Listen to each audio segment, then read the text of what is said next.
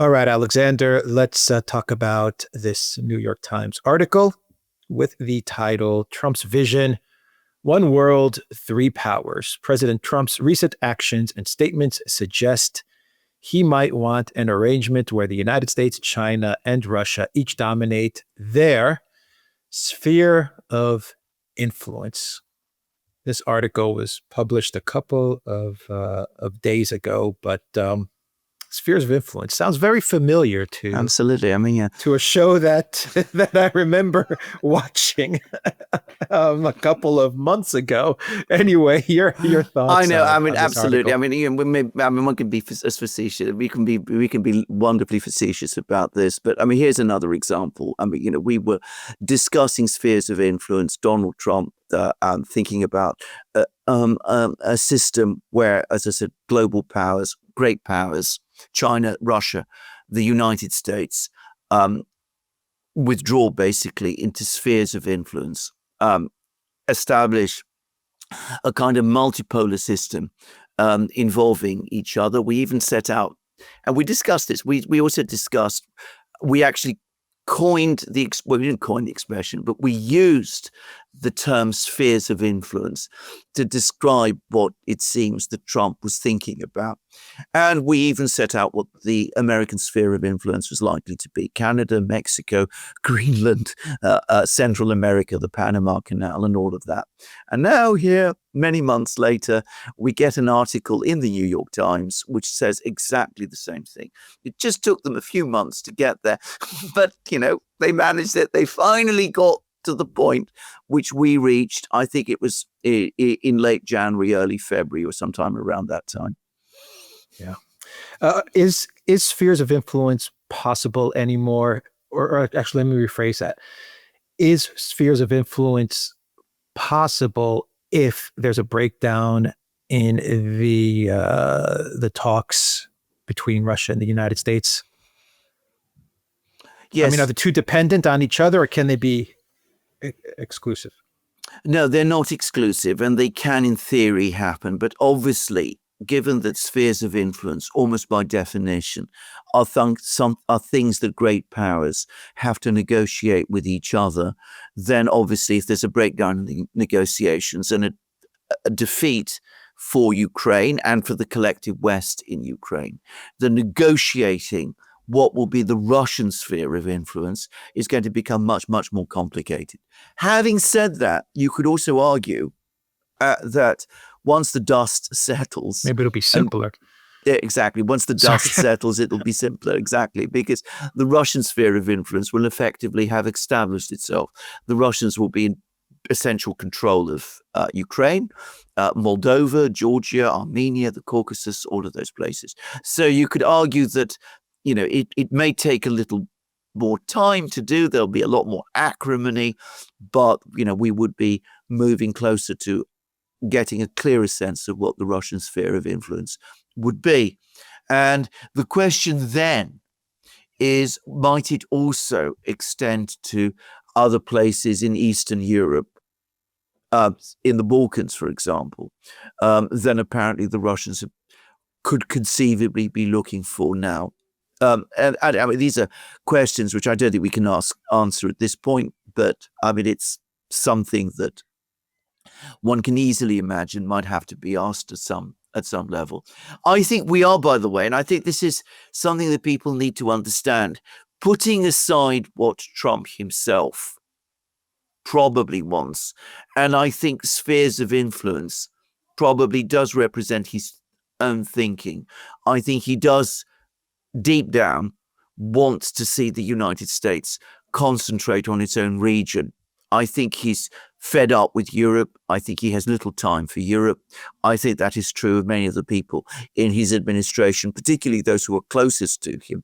I think he wants to pull out of the United States from Europe. I think he wants the United States to concentrate on its own region. And I think he would be happy. I think he would be perfectly relaxed with the other two great powers, Russia and China, doing the same. So I think that is probably that New York Times article, like us, are accurately describing Trump's thinking.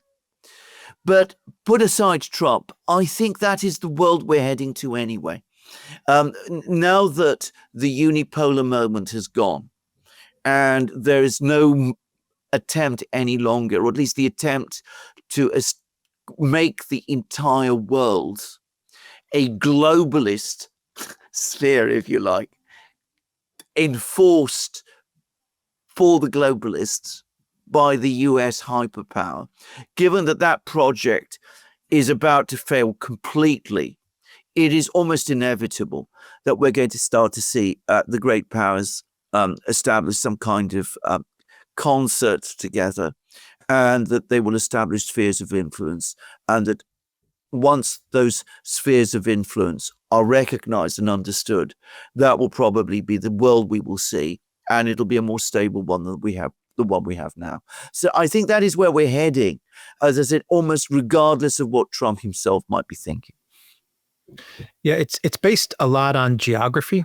No. I guess this 3 power spheres of influence, Yes. but I don't think it can be based on geography. I mean, you have 2 BRICS countries. If this is indeed the thinking or the plan going forward, or the outcome that eventually is coming our way, you have 2 BRICS countries, the 2 main BRICS countries, China and Russia, controlling their spheres.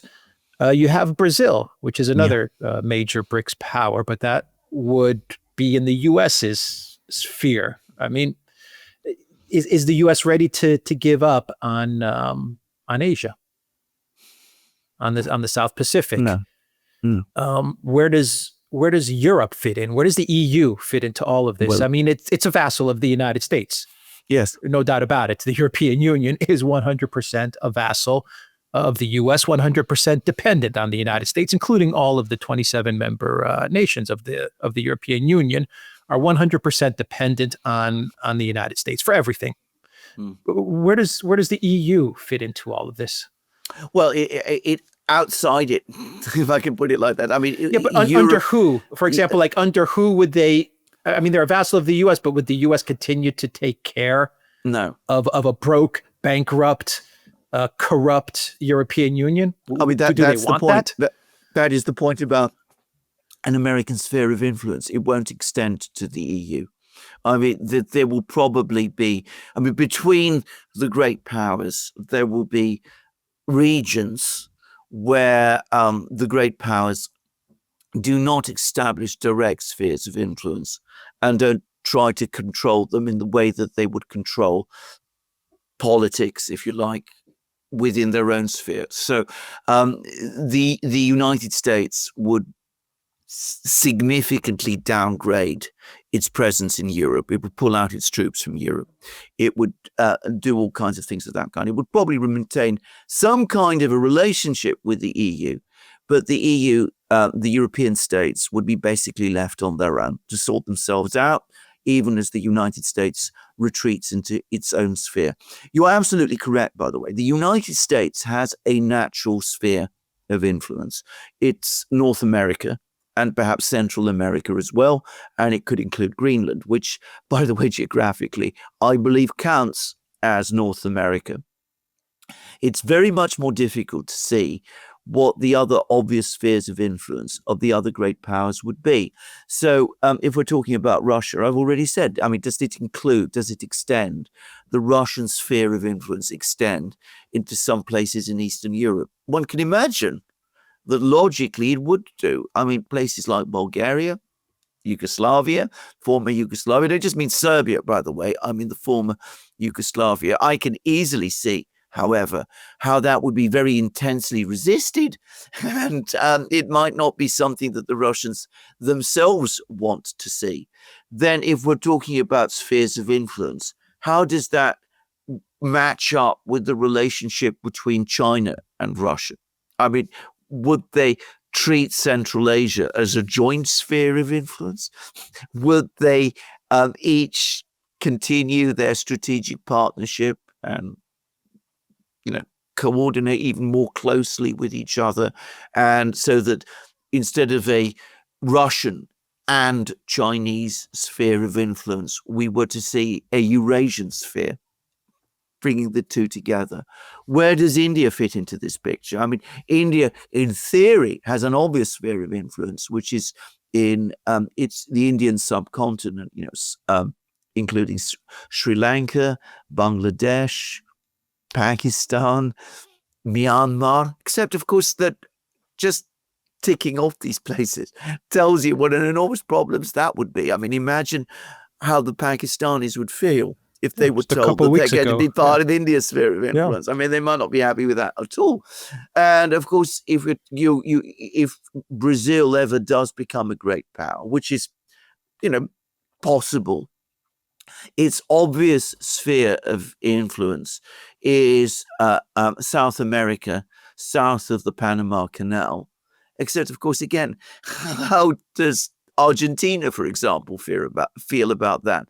How do the Andes states, which are Spanish-speaking, how would they feel about being dominated by a great power, which has a different language, Portuguese, and a somewhat different culture from them? So, the Americans have the advantage of a natural sphere of influence, but it's not so straightforward between the other great powers. I think Russia and China have a strong relationship, and I think they would work very, very hard not to fracture it. And I think also they have the greater Eurasia project that they're working on together, and which would probably mean that they would be able to hold together and manage any tensions. But I can certainly see that in other places, spheres of influence might not work very well and might actually lead to a whole set of problems. I wonder if a better way to look at it is, I think this is what we were getting at when we were talking about spheres of influence, is to look at it as the collective West and BRICS in a way. Yeah. The United States obviously leading the collective West, and BRICS being pretty much the rest of the world and the global South. For example, Mexico can absolutely look towards BRICS if it wanted to. Yes. But geographically, it could fall under the collective West, a sphere as well. But it would have that BRICS option. You could make the argument for a lot of countries in that type of situation where they could play to both spheres.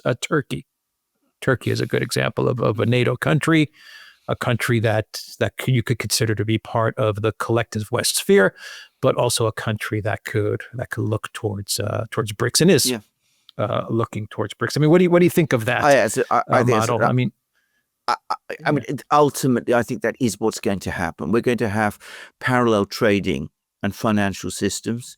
One will be based around the BRICS. One will be based around the collective West. Within these wider blocks, there will probably be great powers: Russia, China, India within the BRICS, the United States within the collective West. And I suspect they will have their spheres of influence, their core spheres of influence more clearly defined within these blocks. So again, with Russia, maybe the territory of the former Soviet Union, with China, who knows? I'm not going to start drawing lines on the map, so I'm not going to try and do that. But we could start to see that. But the perhaps the way in which economies, societies are organized would be more around these big trading blocks, with the spheres of influence being more a political security issue. Yeah. Real quick to end the video, what do you make of the EU's statements about the Black Sea, that they're going to militarize the Black Sea, and they're going to try to work with Romania, Bulgaria. They're going to be the tip of the spear, and they're going to work with Turkey, Armenia, Georgia, Azerbaijan to try and lock down the Black Sea. We're talking about spheres of influence. The EU is trying to set out their sphere, I guess. Well, they're trying to. What they're again trying to do. They're trying to revive the whole neocon geopolitical project, which is to drive Russia out of the Black Sea. That was what Project Ukraine initially was all about: gaining control of the Black Sea, pushing the Russians out of the Black Sea, and that way isolating the Russians in, Eastern Eurasia, and ultimately causing them to break down. What this shows is that the EU, the European leaders, have learned absolutely nothing from the geopolitical disaster of the last 3 years. I mean, they've not changed their thinking in any way at all. Now, relying on Turkey, which is the only one of these powers that could significantly challenge Russia in the Black Sea, is an incredibly bad idea altogether. It could very easily create a crisis in Turkey, and I don't think the Turks, if they're going to play games in the Black Sea, would do so on Brussels' behalf, just to say. In all other respects, the Russians dominate the Black Sea. Just as in the end, as we will see, they dominate the Caucasus as well. Pashinyan, the leader of Armenia, went to Moscow for the victory parade. Even a pro-Western, pro-EU leader like him, and I haven't been to Armenia. We haven't done programs about Armenia recently, but it seems that within Armenia itself, the pressures now have increased to resume proper business and economic relations with Russia, and even security arrangements there. So these are fantasy plans, but they tell us again how obsessively anti-Russian the people in Brussels remain. Ursula, Kaja Kallas, what would you expect of them? I'm going to say something else, by the way. All of these plans, fantastic plans. The other thing that they're doing is that they are making the Russians increasingly come round to the view. And on this, by the way, Putin is being openly criticized by members of the Russian government. Because Putin still sticks to this position. They're coming round increasingly to the view that the EU is no longer an economic association in any shape or form. It is a kind of embryonic military political alliance, and one which is straightforwardly hostile to Russia. Yeah, Putin continues to maintain a type of soft spot for Europe. Yeah, I guess. I mean, yeah. He even made comments a couple of weeks ago how he believes that Russia will eventually make up with France. Yeah, he continues to have this feeling about Europe, which I think is long gone. Absolutely, and the interesting thing is that on this issue, people like Lavrov, Medvedev, other foreign ministry officials have actually openly contradicted him, which in all other respects they scarcely ever do. But on this issue, they did. They went against him. So, and you're getting more and more Russian officials who are openly saying, what is this nonsense about the EU being just an economic association? It is a massively hostile, antagonistic alliance, and we must treat it that way. Yeah. All right. We will end the video there. The Duran.locals.com. We are on Rumble, Odyssey, BitChute, Telegram, Rockfin, and X. Go to the Duran shop, pick up some merch like what we are wearing in this video update. The link is in the description box down below. Take care.